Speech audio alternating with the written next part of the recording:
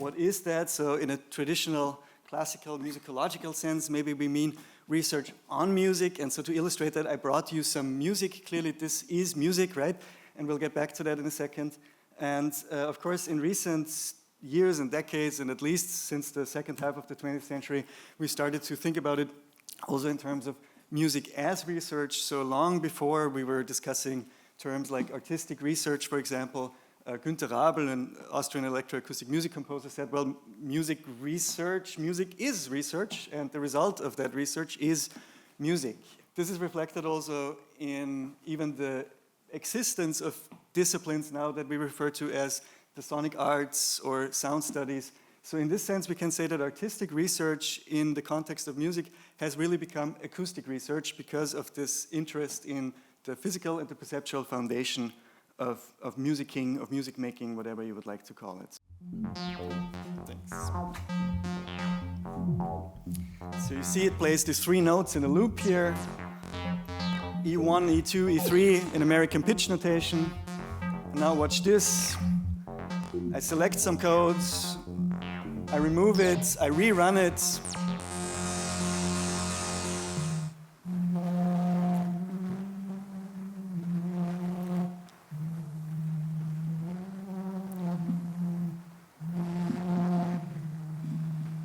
That, of course, brings us to the topic that is on everybody's mind, and that is computational creativity. So Leibniz in the early 18th century remarked that music is the hidden arithmetic exercise of the soul that is not aware that it's computing. And Felix Stalder says that, okay, today we've reached a point where there is not even a distinction anymore between these creative mental functions and the simple computations. The border becomes blurred between those two.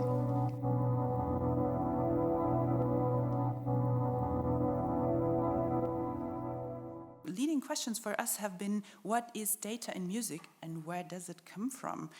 How do we expect that human aesthetic decisions are related to the data in use of AI processes? How do composers work with AI and ML techniques? And how do we describe artistic and technical processes? And most importantly, how can we learn from those processes and maybe also from the results? Very vast range of algorithms that can be used for different tasks. The discussion on music and AI very often seems to gravitate towards applications of generative AI in some sort of style imitation task. For instance, a machine learning algorithm that is trained on the entire body of work of a certain composer or even on an entire musical style and then generates new outputs in that musical style. However, generative AI is only one small part of AI and machine learning. And machine learning algorithms can also be used, for example, to design novel human-machine interactions by interpreting sensor data or even audio data, sound, in real time, as in the case of machine listening tasks. Machine learning algorithms can also be used for neural audio synthesis to generate sounds that could not have been created using acoustic instruments or even traditional synthesis techniques. And I would argue that even generative AI can be used in creative and subversive ways in the context of human-computer co-creativity. So from, as far as epistemological stances are concerned, of course, this heterogeneity and multiplicity call for what Donna Haraway describes as, quote, politics and epistemologies of location, positioning, and situating, where partiality and not universality is the condition of being heard to make rational knowledge claims, end of quote. Simply be able to map the individual mind and create songs tailored exclusively to our own particular mental algorithms that can make us feel with far more intensity and precision whatever it is we want to feel. If we are feeling sad and want to feel happy, we simply listen to our bespoke AI happy song and the job will be done. So that's a position I call the perfect dope position. Or you can, if you don't want to be so crude, you can say it's a mood management position of AI production. But if we talk about this position, the music is not an aesthetic artifact, but a medical drug which makes us happy.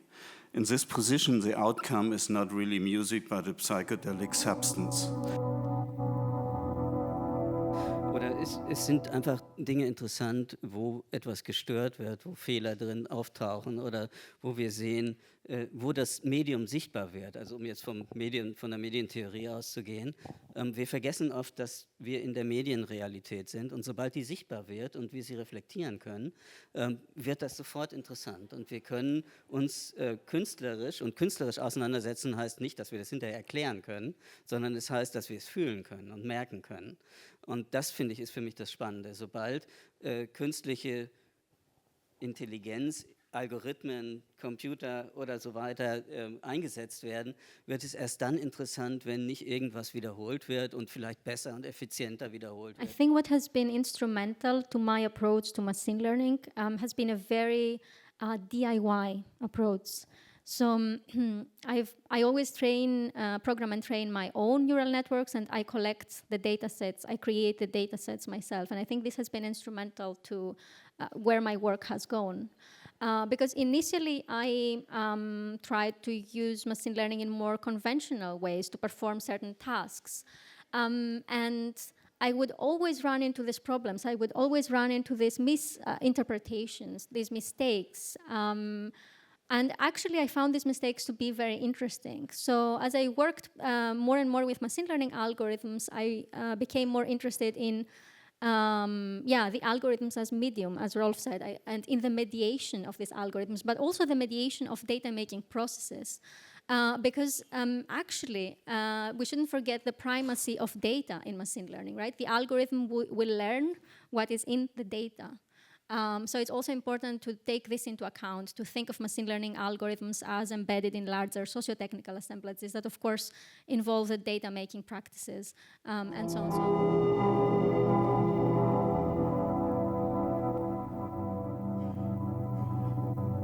Diese jeweiligen Materialien tragen dazu bei, dass die Signale, die gespeichert werden, auf eine bestimmte Art und Weise dort hinterlegt werden und vielleicht auch über das Material wiedergegeben werden können, also der Signalfluss.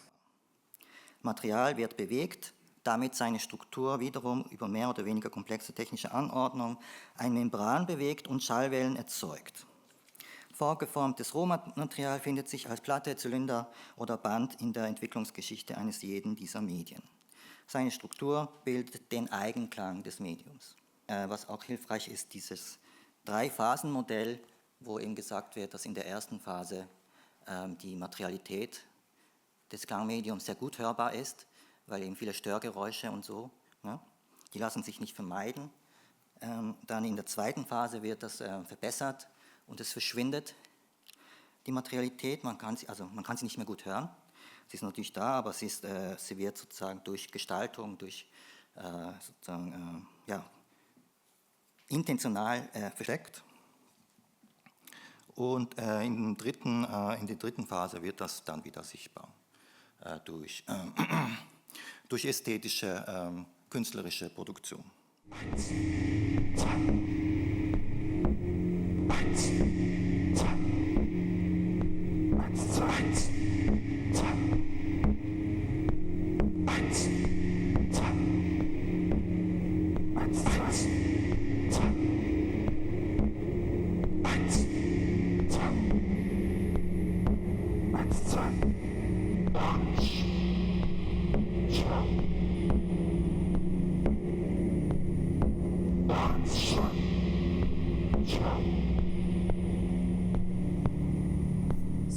Da uns das nicht genug ist, oder mir zumindest nicht, kann man jetzt dieses Ton mal noch anders bearbeiten. Also eine einfache Sache ist, das zu nehmen und so zu machen.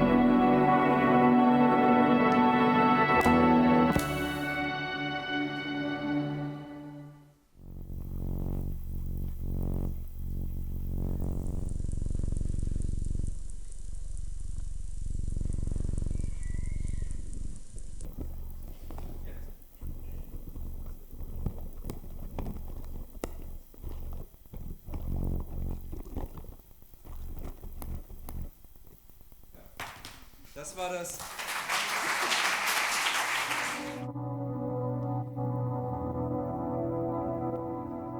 So ein bisschen durchgezogen hat heute Vormittag, war so ein bisschen so eine Fehlerästhetik als Argument. Das war schon im ersten Vortrag zur künstlichen oder künstlerischen Intelligenz. Das hat jetzt in dem Vortrag oder in dem Gesprächskonzert von Heimbach eine Riesenrolle gespielt. Und ich glaube, was die Digitalität so unschön macht, ist, dass sie so perfekt ist, meistens. Und ich glaube, es geht wirklich darum, also sozusagen zu spielen, Trial and Error zu machen, Sachen auszuprobieren, Fehler zu machen. Also du hast es ja zum Beispiel auch gesagt, die meisten interessantesten Soundeffekte entstanden irgendwie, weil du irgendwas falsch gemacht hattest und dann kam so ein interessanter Klang raus irgendwie. Und das ist das eine. Und ich glaube, das andere ist halt auch natürlich so eine Nostalgie, so eine Aura, auch in so einem emphatischen Sinne. Diese Gerätschaften, mit denen das super mühselig erschaffen worden ist, aber in denen man aber irgendwie auch trotzdem noch versteht, was da passiert, im Gegensatz zu dieser diskreten Blackbox-Computer, der das dann auch nur nachbildet und nur so ein Simulacrum ist irgendwie. Also das wären, glaube ich, so zwei Ansätze, die ich jetzt halt einfach auch tatsächlich theoretisch-methodisch richtig interessant finde. Also Stichwort Nostalgie, Retromanie, Stichwort Imperfektion, Fehlerästhetik. Also vielleicht das wäre... Das klang ja heute Morgen auch an, dass sozusagen alle Geräte, Apparaturen, Techniken, auch Institutionen, die Auftraggeber sind wie der WDR, natürlich mitkomponieren an den Resultaten ganz maßgeblich entscheidend mitbeteiligt sind. Oder auch das ko-kreative, kollaborative in so einem Studio der Komponierenden mit eben den vorhandenen Technikern auch. Das geht so ein bisschen an die Medienwissenschaftliche und Archäologin, wo wir die Geräte ja noch haben und sozusagen ja, ein bisschen auch immer die Tendenz ist, während die sozusagen heiße Medien sind, in einem Sinne gebraucht worden, dass man ganz klar ein bestimmtes Ergebnis damit erzielen wollte, bei allem Trial and Error und Experimentieren, was das hat, dass die Medien aber selber so nicht befragt wurden, sondern vielleicht doch eher so mitliefen als die Ermöglicher. Und ich weiß nicht, im Rückblick von 40, 50 Jahren sind die aber plötzlich selber Gegenstand unserer Reflexion. Und wir erkennen vielleicht, welchen Anteil die hatten am Entstehen dieser Musik. Also ich würde jetzt an der Stelle noch mal einen ganz anderen Hut aufsetzen. Du hast es vorhin schon gesagt, also auch für die DGEM, also die Deutsche Gesellschaft für elektroakustische Musik, als eine Institution, als ein Verein, wo Komponierende und aber auch Musikforschende drinnen sind, haben wir uns sehr viel dieser Frage gestellt, wie man wie man die Geschichte der elektroakustischen Musik einfach auch dokumentieren kann. Und das WDR-Studio in irgendeiner Form sozusagen als haptisches, reales Studio zu haben, ist natürlich ein unglaublicher Schatz an Dokumentation. Und ein großes Problem, das wir dabei haben, ist, dass eigentlich die Gerätschaften eben nicht wirklich in dieser Debatte drinnen sind, weil die einfach von anderen Institutionen gehalten und gespeichert und vielleicht hoffentlich aufbewahrt werden. Woran sind wir denn interessiert, ist natürlich klar, also wenn das irgendwie geht, das zu erhalten und auch gerade so Varianten wie, es gibt vielleicht verschiedene Stufen, man kann das auch historisch nochmal nachvollziehen, was ist denn da gemacht worden, da bietet man nicht nur der quasi zukünftigen experimentellen Praxis sehr, sehr viel Raum, sondern also auch einer Beforschung auf einer ganz anderen Art und Weise der Musik, die in dieser Zeit mit diesen Geräten einfach entstanden ist. Insofern ist das natürlich, also auch aus so einer historisch-archivarischen Sicht, etwas, was unglaublich interessant ist und was also auch einen kulturellen Wert im Sinne der Objekte einfach mit hat und den wunderbaren Nebeneffekt hat, dass man natürlich, wenn das spielt, für zukünftige künstlerische Prozesse auch sehr, sehr fruchtbar sein kann.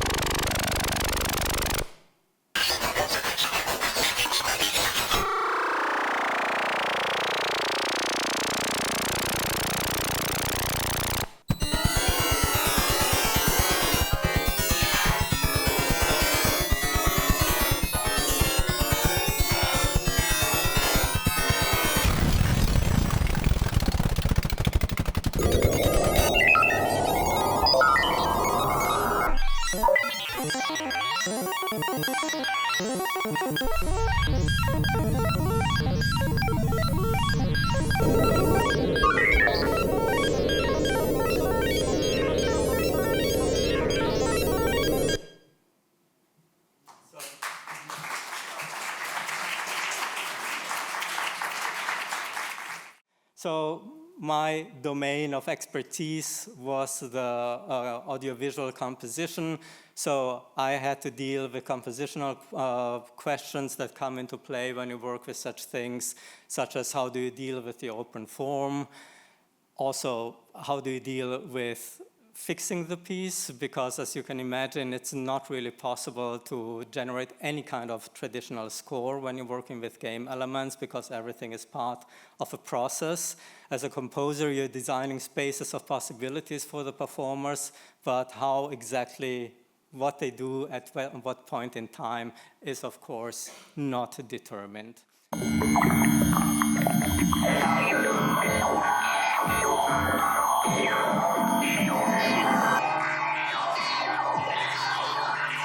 The wax looks soft like human tissue, and it's as lively as if blood was running through its veins.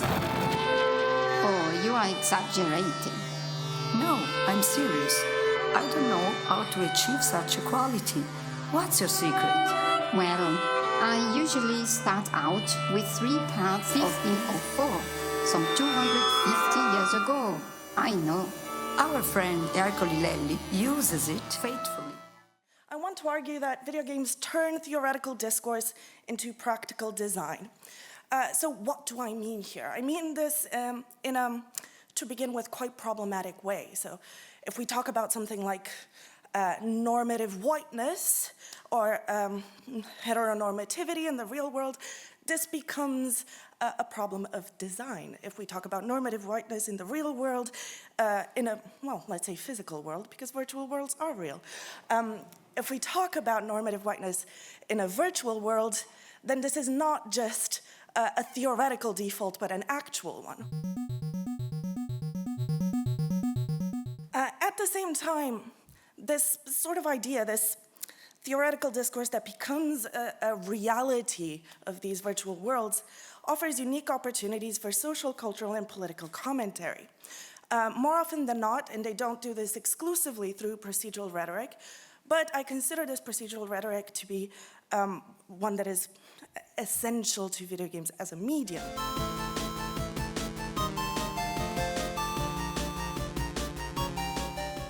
I wanted to make sort of at the very end here is that video games offer these, well, like Marco defined, the spaces of possibility. You know, I don't want to be an optimist here, but I always go back to the same quote from Dar Whiteford and Deputer in their Games of Empire, where they talk about games as this, I think they describe it as a, I should have had the quote up there. Anyway, this planetary, militarized, capitalist form as sort of a paradigm of empire, but also the forces that fight against them. Thank you.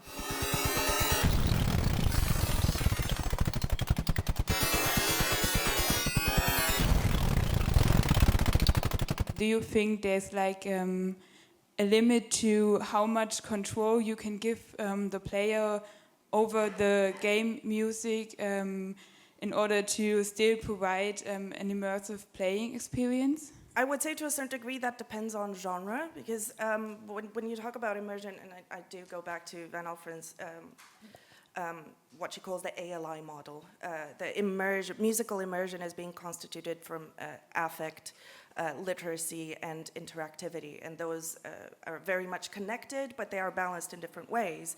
And the example that I would give are horror games, because one of the things that that is very key to horror games is that the player doesn't have that power fantasy, doesn't have that control. That control needs to be taken away from the player. It needs to be taken away both visually and sonically. You can't know where all the sound is coming from. You can't know where all the music is coming from. You need to create that specific affect, which is what is most important about that genre. Maybe I can add one last little comment to that, because it also harks back to the question before. I think what's very interesting about games and also thinking about music and also such installations and performances as a form of play is that the player always has power in some ways, because in the end you can always break the game. You know, you can also come as an audience to one of your performances, for example, and you can, I don't know, maybe smash one of those headphones, or you can just walk away, you can go out. It's your power to just leave and say, no, I do not subject myself to that, right? Also, I would say, as someone coming from performance studies, also as someone who designs whatsoever kind of performance, if it's a music performance or a theater performance, if there is a live audience involved, you always hand over part of the power to your audience, who is, of course, we are used to the audience being in a dark room, being nice and calm, etc. But for example, I did something once at the Bayreuth Festspiele, I laughed. I was almost thrown out. I was not supposed to do that. So in some way, maybe I broke the contract and I broke the game that was happening there. I broke the rules, exactly. So this is also something that's very much at the core of ludomusicological debate. And yes, this is also something that makes it very, very interesting as a field to engage with.